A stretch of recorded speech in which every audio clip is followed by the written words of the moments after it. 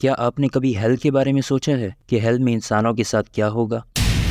اگر آپ نہیں جانتے تو میں آپ کو بتا دوں کہ ہماری دنیا میں ایک ایسا انسان بھی گزرا ہے جس نے دنیا میں ہی ایسی دردناک موت جھیلی تھی جس کا کوئی اندازہ بھی نہیں لگا سکتا۔ اگر آپ بھی اس بارے میں سنیں گے تو آپ کی بھی روح کانپ جائے گی۔ میں بات کر رہا ہوں جاپان میں رہنے والے ہساچی آؤچی کی، جسے دنیا کی سب سے زیادہ دل دہلا دینے والی موت ملی تھی۔ ہساچی آؤچی 35 سال کا ایک اچھا دکھنے والا شادی شدہ آدمی تھا۔ یہ اپنے ہائی اسکول کے دنوں میں رگبی پلیئر بھی رہ چکا تھا۔ ہساچی آؤچی جاپان میں موجود JCO نامی نیوکلیئر پاور فیکٹری میں اپنے 2 دوستوں مساتو شینوہارا اور یوتاکا یوکوکاوا کے ساتھ کام کرتا تھا۔ یوتاکا یوکوکاوا ان کا سپروائزر بھی تھا۔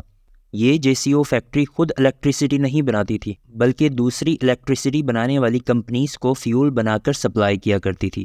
اور میں آپ کو بتا دوں کہ یہ کوئی عام فیول نہیں تھا بلکہ یہ فیول دنیا کے سب سے زیادہ خطرناک ریڈیو ایکٹیو ایلیمنٹ یورینیم کے کنورژن سے بنایا جاتا تھا۔ اس کام کے لیے بہت زیادہ سیفٹی پروٹوکولز کی ضرورت پڑتی ہے، لیکن اس JCO نامی فیکٹری میں کوئی سیفٹی پروٹوکولز تھے ہی نہیں۔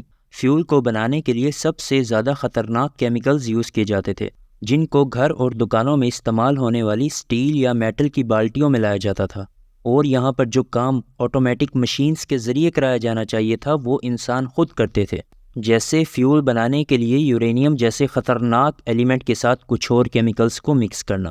ورکرز کو یہ تک اندازہ نہیں تھا کہ وہ کن خطرناک ریڈیو ایکٹیو ایلیمنٹس کے درمیان کام کر رہے تھے، اور یہ سب کرنے کے لیے ورکرز کے پاس کوئی خاص ٹریننگ بھی نہیں تھی۔ لیکن اس فیکٹری میں آج تک کوئی خطرناک حادثہ نہیں ہوا تھا، اس لیے بھی یہاں سیفٹی کے اوپر زیادہ توجہ نہیں دی جاتی تھی۔ خیر، اب دن آ گیا 30 ستمبر 1999۔ یہ وہ دن تھا جس دن یہ خطرناک حادثہ ہوا۔ فیکٹری میں کچھ دنوں سے فیول کی پروڈکشن میں لگاتار کمی آ رہی تھی، جس وجہ سے فیول کی ڈیمانڈ کو پورا کرنا مشکل ہو رہا تھا۔ عام طور پر فیول بنانے میں 5% یورینیم یوز ہوتا تھا، لیکن فیول کی پروڈکشن بڑھانے کے لیے اس دن 5% سے تھوڑا زیادہ یورینیم استعمال کیا گیا، جس وجہ سے فیول پروڈکشن کی سپیڈ بڑھ گئی۔ پھر اچانک صبح 10:30 پر جس ٹینک میں فیول بنانے والا مکسچر رکھا جاتا تھا، اس کے اندر سے بلو لائٹ نکل رہی تھی۔ یہ بلو لائٹ کچھ اور نہیں بلکہ خطرناک ریڈیشنز تھیں جو یورینیم کی کوانٹٹی بڑھانے کی وجہ سے باہر نکل رہی تھی۔ اس وقت ہساچی ٹینک کے اوپر کھڑے تھے اور ان کے دونوں ساتھی بھی ٹینک کے قریب کھڑے تھے۔ یہ تینوں ورکرز ان خطرناک بلو لائٹ ریڈیشنز کی چپیٹ میں آ گئے تھے۔ یہ ریڈیشنز اتنی زیادہ جان لیوا ہوتی ہیں کہ ایک ہیومن باڈی ایک سال میں صرف 20 ملی سیورٹس کی ریڈیشنز ہی جھیل سکتی ہے، لیکن اس دن ہساچی آؤچی کی باڈی نے 17,000 ملی سیورٹس کی ریڈیشنز کو جھیلا، جبکہ شینوہارا کی باڈی نے 10,000 اور یوکوکاوا کی باڈی نے 3,000 ملی سیورٹس کی ریڈیشنز کو جھیلا۔ اتنی زیادہ ریڈیشنز کی چپیٹ میں آنے کے بعد کسی بھی انسان کی فوراً موت ہو سکتی ہے، لیکن اس وقت ہساچی آؤچی کو ہسپتال لے جایا گیا۔ وہ درد سے تڑپ رہا تھا۔ ہسپتال پہنچنے تک اس کا چہرہ سوج چکا تھا اور لال پڑ گیا تھا، اور اس کی آنکھوں میں خون کی دھاریں نظر آ رہی تھی۔ ڈاکٹرز کو اس حادثے کی ڈیٹیلز پتہ چلیں تو انہوں نے فوراً ریڈیشنز چیک کی، اور ریڈیشن لیول دیکھ کر ڈاکٹرز اس کمرے سے فوراً بھاگ گئے، کیونکہ ان کے اندر ریڈیشنز جان لیوا حد تک موجود تھیں اور ہساچی درد سے تڑپ رہے تھے۔ ڈاکٹرز پراپر سوٹ پہن کر آئے تاکہ وہ ان ریڈیشنز سے خود کو محفوظ رکھ سکیں۔ ڈاکٹرز حیران تھے کہ اتنی زیادہ ریڈیشنز جھیلنے کے بعد بھی یہ بندہ زندہ کیسے ہے۔ دوستوں، اب دھیان سے سننا، کیونکہ اب ہساچی آؤچی نے جو بھیانک درد جھیلا ہے وہ آپ کو محسوس ہونے والا ہے۔ ڈاکٹرز کی طرف سے جب ہساچی کی پوری باڈی کا ٹیسٹ کیا گیا تو پتہ چلا کہ اس انسان کے اندر DNA بن ہی نہیں رہا۔ جو بلڈ سیلز ختم ہو رہے تھے ان کی جگہ نیو بلڈ سیلز نہیں بن رہے تھے، جس وجہ سے ہساچی کی کھال اب سوکھ کر اترنے لگی تھی اور جگہ جگہ کھال پر نشان آ گئے تھے۔ اس کی باڈی کے اندر آرگن ٹیشوز بھی ڈیڈ ہو گئے تھے، اور ہساچی شدید درد میں تڑپ رہا تھا۔ ہساچی کی باڈی سے خون اب ختم ہو رہا تھا، جس وجہ سے اس کی حالت بدتر ہوتی جا رہی تھی۔ کچھ ہی دنوں بعد ہساچی کی باڈی سے ساری سکن خود ہی اتر گئی، اور ساتھ ہی ہساچی کی باڈی میں چھوٹے چھوٹے پورس سے بچا ہوا خون اور فلوئڈ بھی باہر سرک رہا تھا۔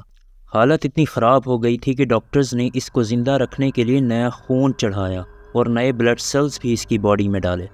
اس طرح ہساچی دنیا کا پہلا انسان بنا جس کی باڈی میں بلڈ سیلز ٹرانسفر کیے گئے تھے، اور یہ بلڈ سیلز ہساچی کی بہن نے اپنے بھائی کو بچانے کے لیے ڈونیٹ کیے تھے۔ لیکن افسوس یہ طریقہ بھی زیادہ دیر نہ چلا۔ انفیکشن سے لڑنے والے وائٹ بلڈ سیلز بھی اس کی باڈی سے ختم ہو گئے تھے۔ اب اس کے لیے چھوٹا سا زکام یا کھانسی بھی جان لیوا ثابت ہو رہا تھا۔ جو میڈیسنز اور انجیکشنز اسے دیے جاتے تھے وہ اس کی باڈی کے ڈیفرنٹ ہولز کے ذریعے باہر نکل جاتے تھے۔ باڈی میں میڈیسنز کو سٹور کرنے کی ایبلٹی بھی ختم ہو گئی تھی۔ حالت اتنی نازک تھی کہ ہساچی کی باڈی سے ہر روز 10 لیٹر فلوئڈ باہر نکلتا تھا۔ اسے زندہ رکھنے کے لیے ڈاکٹرز اتنا ہی فلوئڈ دوبارہ چڑھاتے تھے۔ جب وہ آنکھیں بند کرتا تھا تو اس کی آنکھوں سے خون باہر آتا تھا۔ اس کو سانس لینے میں بھی مشکل آتی تھی۔ یہ ہولناک درد برداشت نہ کرتے ہوئے ایک دن ہساچی کا دل بند ہو گیا۔ اس کی ہارٹ بیٹ بالکل رک چکی تھی، لیکن ڈاکٹرز کا تو کام ہے بچانا۔ ڈاکٹرز نے فوراً ہساچی آؤچی کو 3 بار الیکٹرک شاک دیے اور ہساچی کے دل کی دھڑکن دوبارہ سنائی دینے لگی۔ آخر کار ہساچی دوبارہ زندہ ہو گیا تھا، لیکن زندہ ہو کر بھی مردوں میں شمار تھا۔ ڈاکٹرز نے جیسے تیسے اسے زندہ تو کر لیا، لیکن اب ہساچی کے آرگنز بھی فیل ہونے لگے اور کام کرنا چھوڑ گئے۔ ہساچی کو اب پہلے سے زیادہ درد ہو رہا تھا۔ اس ٹائم پر ڈاکٹرز بھی سمجھ گئے کہ اب اس انسان کو بچانا ناممکن ہے۔ اس لیے ڈاکٹرز نے ہساچی کی فیملی سے پرمیشن مانگی کہ اگر اب ہساچی کی دل کی دھڑکن رکی تو اسے دوبارہ زندہ نہیں کیا جائے گا، اور اس کی فیملی نے پرمیشن دے بھی دی، کیونکہ جس بے انتہا درد میں ہساچی سانسیں لے رہا تھا اس درد کا ڈاکٹرز کے پاس کوئی علاج بھی نہیں تھا۔ فائنلی 81 ڈیز ہاسپٹل میں رہنے کے بعد ہساچی کو اس ہولناک درد سے چھٹکارا ملا، اور اب کی بار اس کے دل کی دھڑکن ہمیشہ کے لیے رک گئی تھی۔ دوستوں، یہ اتنا خطرناک حادثہ تھا جو فیکٹری میں یورینیم کی تھوڑی سی کوانٹٹی بڑھانے سے ہوا۔ اب آپ سوچئے کہ نیوکلیئر بامز پھٹنے کے بعد جو خطرناک ریڈیشن زمین پر پھیلتی ہیں وہ کس قدر خطرناک ہوتی ہوں گی، اور انسانی جسم کے ساتھ کیا کچھ کر سکتی ہیں۔ مزید ریسرچ کرنے پر پتہ چلا کہ کئی جگہ اس حادثے کی وجہ کمپنی کی لاپرواہی بتائی جا رہی تھی، تو کچھ جگہ پر فیکٹری میں کام کرنے والے ان ورکرز کو قصوروار ٹھہرایا جا رہا تھا۔ دوستوں، آپ اس بارے میں کیا سوچتے ہیں؟ کمنٹ سیکشن میں اپنی رائے کا اظہار ضرور کریں۔ اگر آپ کو یہ ویڈیو پسند آئی ہے تو چینل کو لازمی سبسکرائب کریں اور ویڈیو کو لائک کریں۔ ملتے ہیں نیکسٹ انٹرسٹنگ ٹاپک کے ساتھ، تب تک کے لیے اپنا خیال رکھیں۔